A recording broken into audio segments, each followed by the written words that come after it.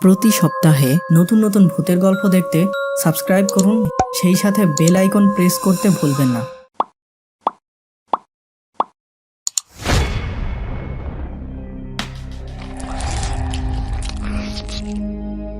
সাল 2024। আমার নাম সৌরভ সরকার। আমাদের গ্রামের বাড়ির পাশে আছে একটি বহু প্রাচীন গাব গাছ।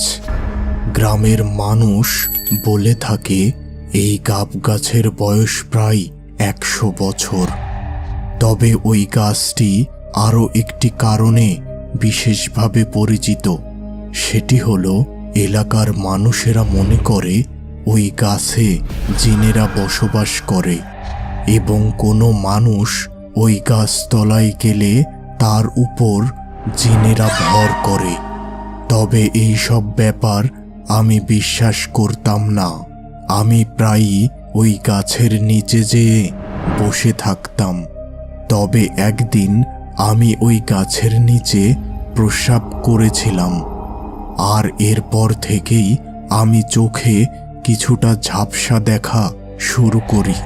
তবে তখনও আসল ব্যাপারটা বুঝতে পারিনি। ওই দিন ছিল শনিবার। দুপুরে আমি ওই গাব গাছের নিচে বসে মোবাইলে ফ্রি ফায়ার গেম খেলছিলাম। হঠাৎ আমি চোখে ঝাপসা দেখা শুরু করি এবং সেই সাথে শরীরের ভেতর প্রচণ্ড খারাপ লাগা শুরু হলো। তখন আমি দ্রুত আমার বাড়ি যেয়ে বিছানায় শুয়ে পড়লাম। আমার বাবা আমাকে জিজ্ঞাসা করলো, কিরে, কি হলো তোর? এত দ্রুত বাসায় এসে বিছানায় শুয়ে পড়লি? আমার শরীরের ভেতর ভীষণ খারাপ লাগছে ও চোখে ঝাপসা দেখছি। এবার বাবা সোজা পানি আনতে গেলেন আমার জন্য, কিন্তু তিনি ফিরে এসে দেখলেন আমি অজ্ঞান হয়ে গেছি। জ্ঞান ফিরতেই আমাকে একজন গ্রামের ডাক্তারের কাছে নিয়ে যাওয়া হয়। তিনি আমার ব্লাড প্রেশার মেপে দেখলেন অনেক বেশি। তিনি বললেন হাই প্রেশার। আমি খুব অবাক হলাম, কারণ আমার বয়স ছিল তখন মাত্র 14 বছর। এত কম বয়সে এই হাই প্রেশার। যা হোক, ডাক্তারের কাছ থেকে বাড়ি এসে ঘুমিয়ে গেলাম।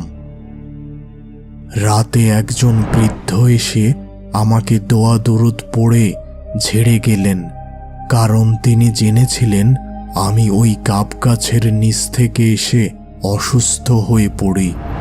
সকালে আমার শরীরে ভীষণ জ্বর আসে। তখন আমাকে শহরের হাসপাতালে নিয়ে যাওয়া হলো। সেখানে ডাক্তার জানালো আমার টাইফয়েড জ্বর হয়েছে। এই প্রমোশনটি শুধুমাত্র প্রাপ্তবয়স্কদের জন্য। আমাদের সাজেশন, এই অংশটুকু সকলে স্কিপ করে যান। হ্যালো ক্রিকেট ভক্তরা, আজ আপনাদের এমন একটি প্ল্যাটফর্ম সম্পর্কে জানাবো যেখানে ক্রিকেটের সব ধরনের ম্যাচ সহজেই লাইভ দেখা যায়। এখানেই পাবেন লাইভ স্কোর, স্ট্যাটাস আর আরও অনেক প্রয়োজনীয় ফিচার, যা আপনার ক্রিকেট দেখা আরও মজাদার করে তুলবে।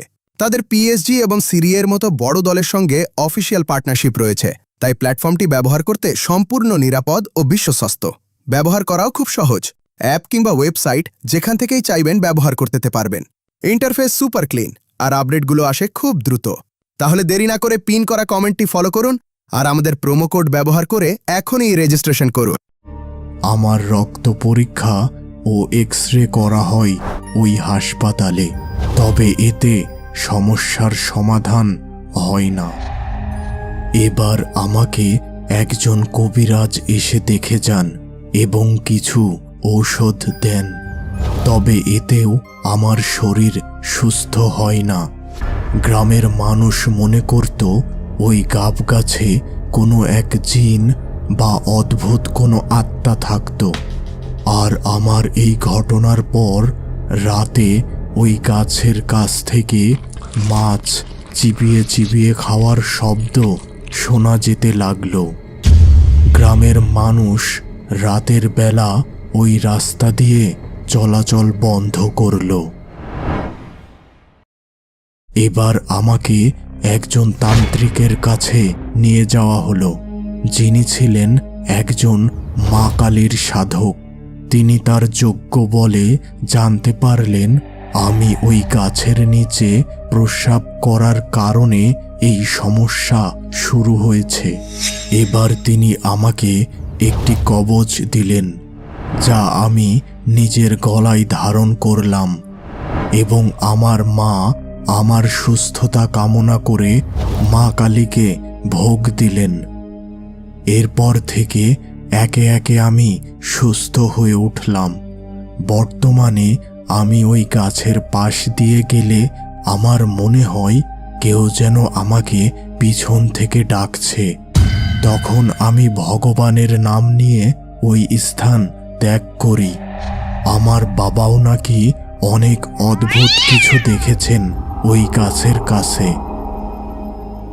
গ্রামের মানুষ এখনো ওই গাছটিকে ভয় পায় এবং এই ঘটনা থেকে আমি শিক্ষা নেই যে এসব অদ্ভুত ব্যাপারকে উপহাস করতে হয় না, কারণ কিছু জিনিস সত্যিকার হয়। বন্ধুরা, আজকের এই সত্যিকার ভূতের ঘটনাটি পাঠিয়েছিল সৌরভ সরকার, বাংলাদেশের সিরাজগঞ্জ জেলা থেকে। আর এই ভৌতিক ঘটনা তার নিজের সাথে ঘটেছিল। আজকের বিশেষ প্রশ্ন, তোমাদের এলাকায় এমন কোনো প্রাচীন গাছ আছে যেখানে ভূতেরা থাকে? এমন হলে সেই গাছের নাম কি?